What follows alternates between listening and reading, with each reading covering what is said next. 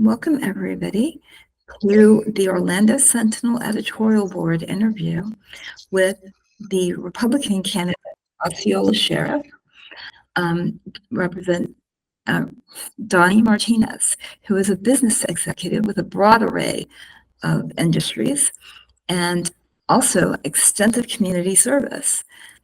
He has recently completed the Law Enforcement Academy and graduated. He is challenging Sheriff Marcos Lopez, who is a Democrat and has held the office for a term. He has declined to join us today, so we'll be proceeding with Mr. Martinez, and we look forward to hearing what his plans are for the office.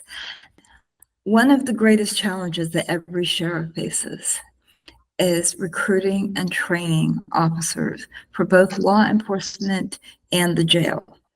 Give us your best ideas for meeting this challenge in Osceola County. Yes, ma'am. Well, first, I'm going to sit down with my recruiting team because it takes a special team to get out and recruit. And I'm going to listen to their ideas and see what their thoughts are and what things we can do better. Because by working together with your recruiting team, you're going to get a lot more accomplished. What are we doing that we're doing wrong by recruiting? Are we recruiting in the right areas? I'm looking at expanding our recruiting, especially to different colleges, to, not necessarily the younger generation, but also middle-aged generation and older generations, because I think there's a lot more need for diversity as far as that goes. And I believe training is the key component to running the sheriff's office. Without training, we need to train for different scenarios every day. We need to look at the overall view of the sheriff's office, because in the past, they only trained on certain areas. But we need to even train from the simplest things as training on how to deal with difficult people, how to understand cultures. We need to train because it's the most important part of being a deputy. If you understand the situations that are in front of you and you understand how to answer them, that's going to make your job even more professional and more stronger. And retention is my number one. We're going to make sure we have a better work environment. We're going to make people feel like they're part of it. Also by working with the community, making the community feel that our officers are there for them. By working together, we can accomplish a lot more. Thank you.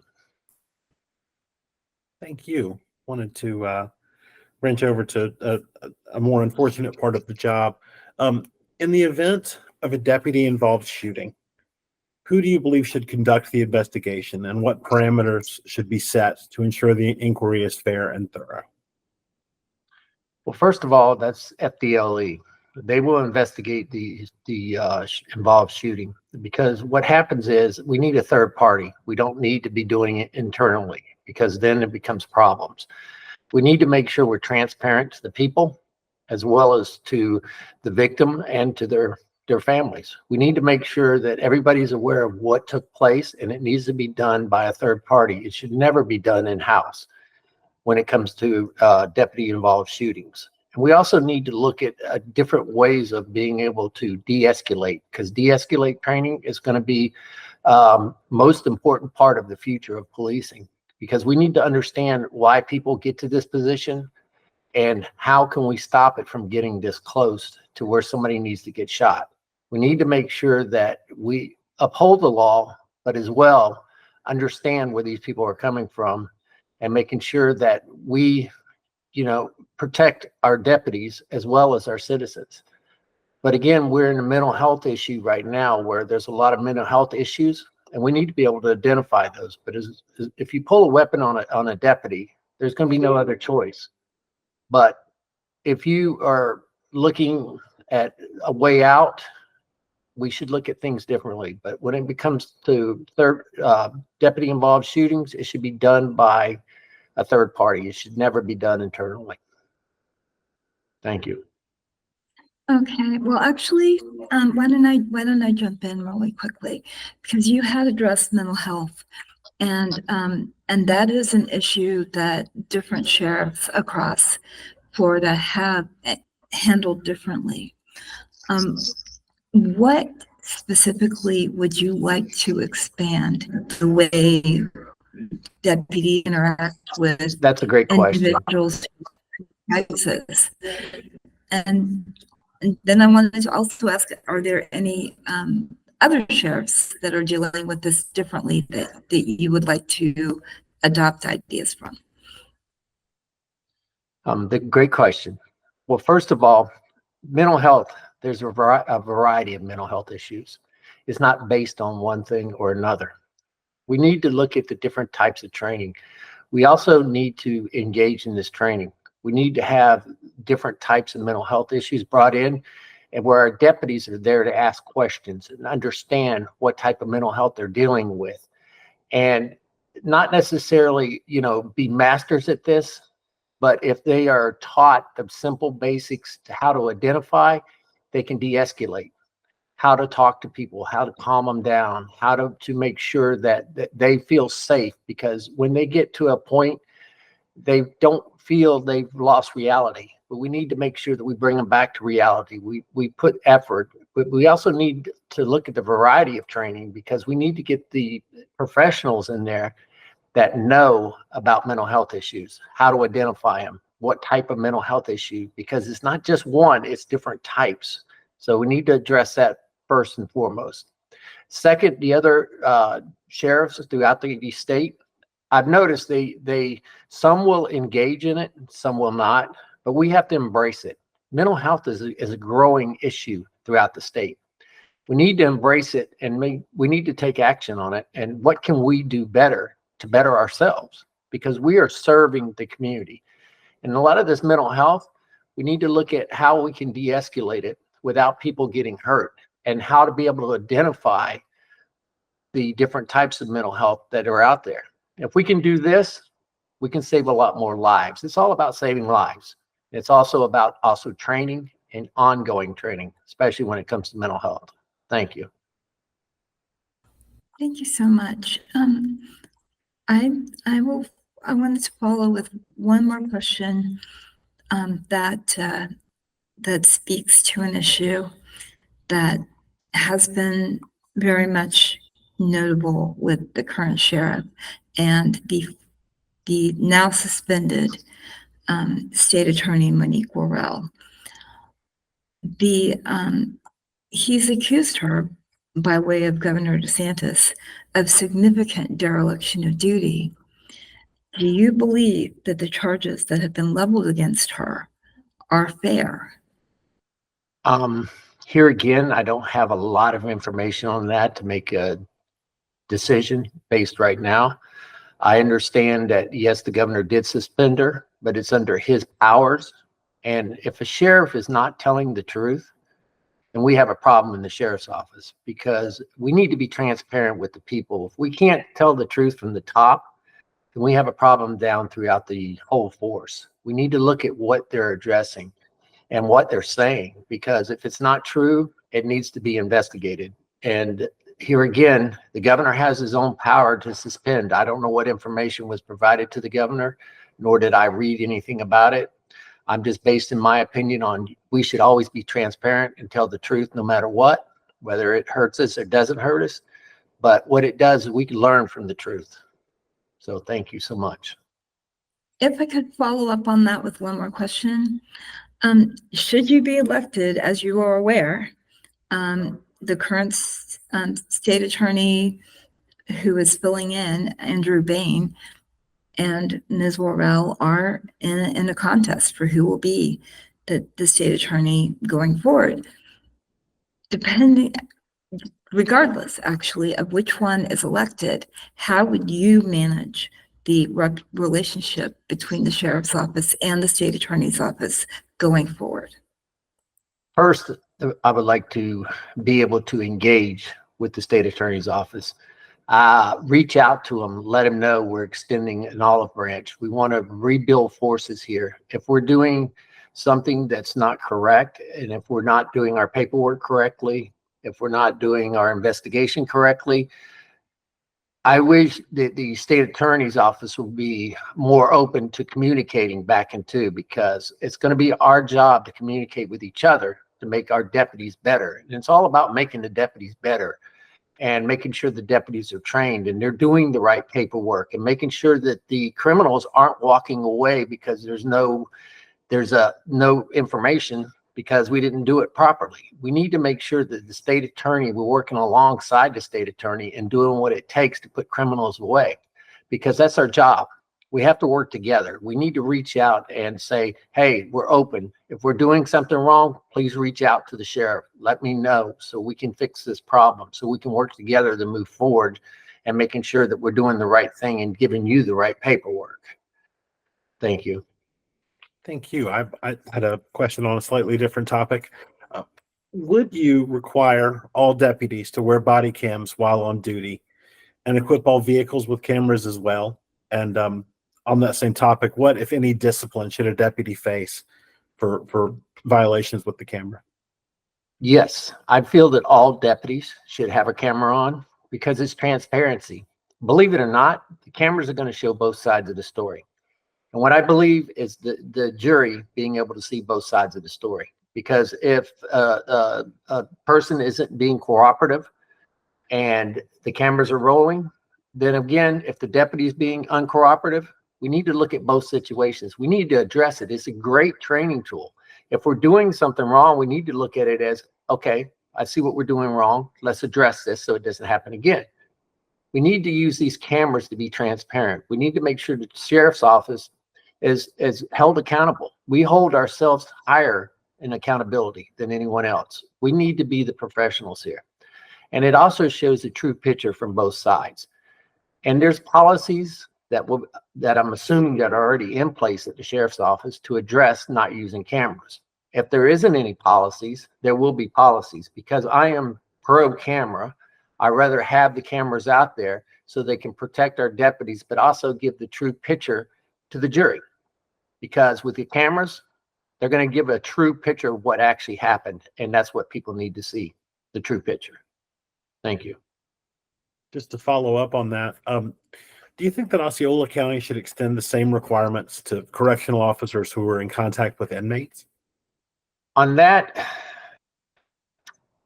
I don't believe that, because the jail itself is full of cameras and they already have those in place. As far as them wearing individual cameras, no, I don't believe they should be doing that. I believe that the jail itself has the cameras and the equipment already in place to be able to catch all these, whatever's going on or what's not happening correctly. But I believe they're transparent as well. And if there isn't a camera, from my last jail tour, I've seen that there's cameras everywhere to be able to identify any problem areas. But as far as them wearing them individually, no. But as far as the jail already having the cameras in place, yes, I agree. Okay, great. Thank you for that. Earlier, we touched a little bit on looking at the way that other sheriffs around the state and around Central Florida handle certain issues. But thinking about it more in general, as you look around at potential colleagues, can you identify one or two sheriffs that you admire and why, and what ideas might you borrow from them? Yes, sir. Well, I identify Grady Judd because he's on the media all the time. And Grady's out there. He's actually out there because he's bordered next to us for one reason. He just did the biggest fentanyl bust in the county's ever seen. But of course, you got to think about this in a way that another sheriff would. If he's right next to us, then the line is right there. What's going on in his county is also going on in Osceola County. This is why that we should be working together to enforce what's going on, working together to share information so we both know how and what's going on, especially when you're that close. Same with Brevard County as well. Wayne Ivey, he does a great job. He's a people person. He gets out there and he gets his people to work. And he's more for the community. He gets out there like Grady does. He's out there to let the community know, be transparent, let them know what's going on. Even if the situation isn't as good as we think it is, he's out there making opinions based on the information that was provided, based on good information from what I've seen, because he's out there telling the community the truth. You might not like the way they tell the truth, but sometimes the truth is hard to handle. but it's better to tell the truth than it is to sit there and make up a picture of something that didn't go down that way. And that's the way I see those two sheriffs. I believe are great in the state of Florida, and they are actually working to make the state of Florida a better place to stay. Thank you so much. One of the big challenges that media organizations, including Sentinel, have had with the Osceola Sheriff's Office is access to timely access to public records. I would like to know, if you are elected sheriff, what changes, if any, would you make in the Sheriff's Office public records policy and public information operation? I'm a fond believer in public information should be given. I understand there's a statute, certain things cannot be given out until certain investigations are done. But if it can be given out, I'm a firm believer that we should give this information out. There's no reason why we should hide it. I'm also love to be transparent by putting our budget online as well, so people can see what the sheriff's office is spending and how they're spending the taxpayers' dollars, so we can be accountable for this. And with the media, we need to work together. And I'm looking to build a stronger relationship with the media. I'm looking to, expand into an area where we can trust each other with information, because we need to be able to, the public needs the media for us to actually use the media to give information to the public. Like when we have an accident on the road, what's an alternative route? We need to use the media working together with the sheriff's office. That's the ultimate goal here. And by trusting the media and being able to step forward and believing in the media as well, until you cross somebody, you really have to be open-minded and believe in the media, because the media has to work with the sheriff's office. But yes, there are laws in place that we can only give certain information at a certain time. And that's what we're going to look at. If the information that you're requesting cannot be given, then I can't give it.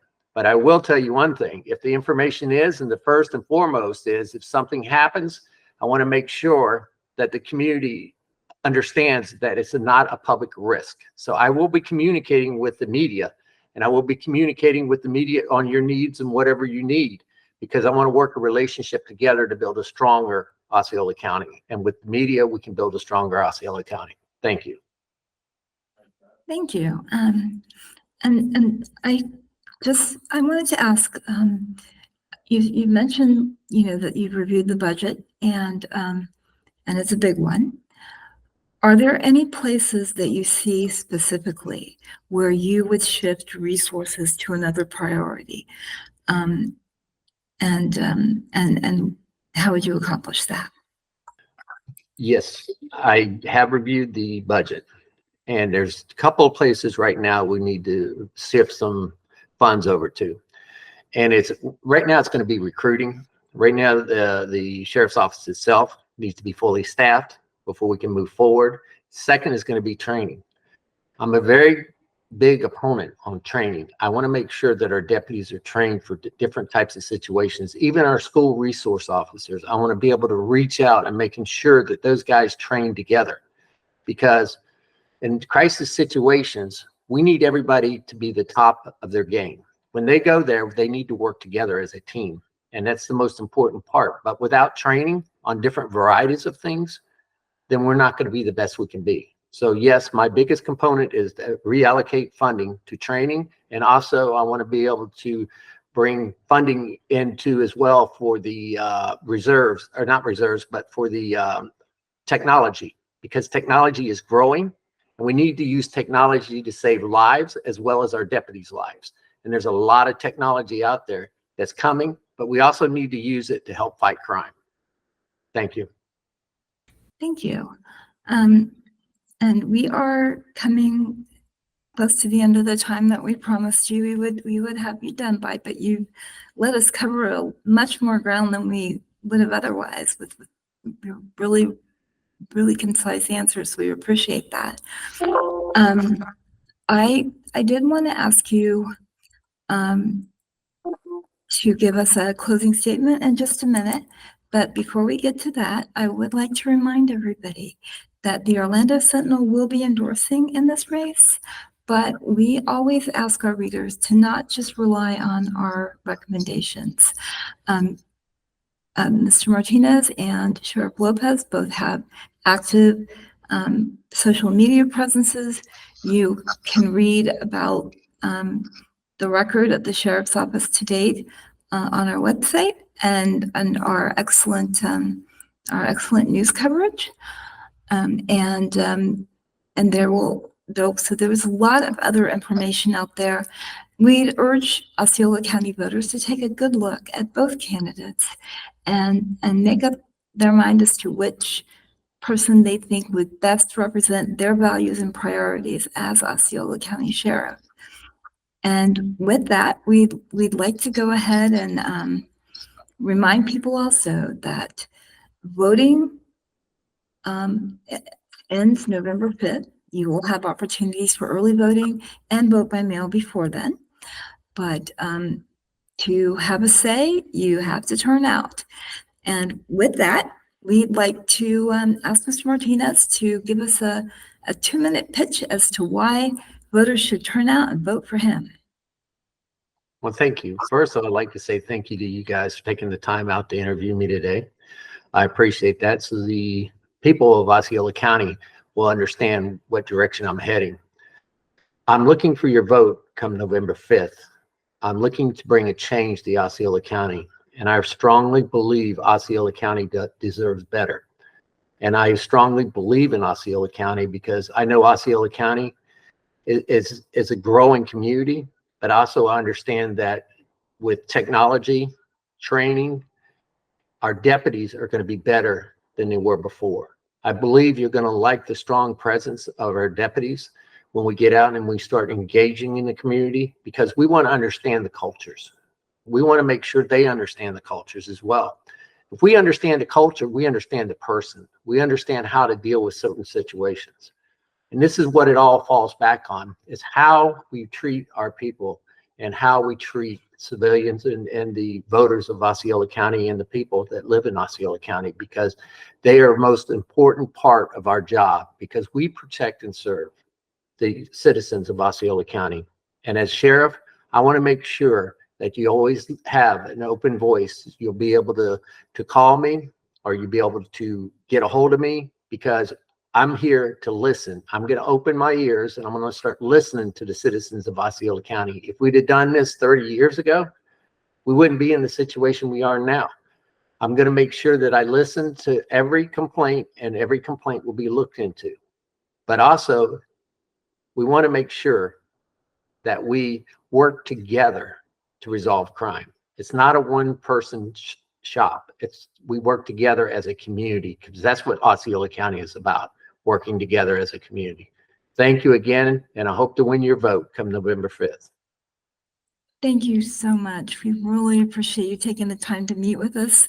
I really wish we had more time, but I think you've done a great job of giving voters an idea of what you stand for, and I wish you the best of luck on November 5th.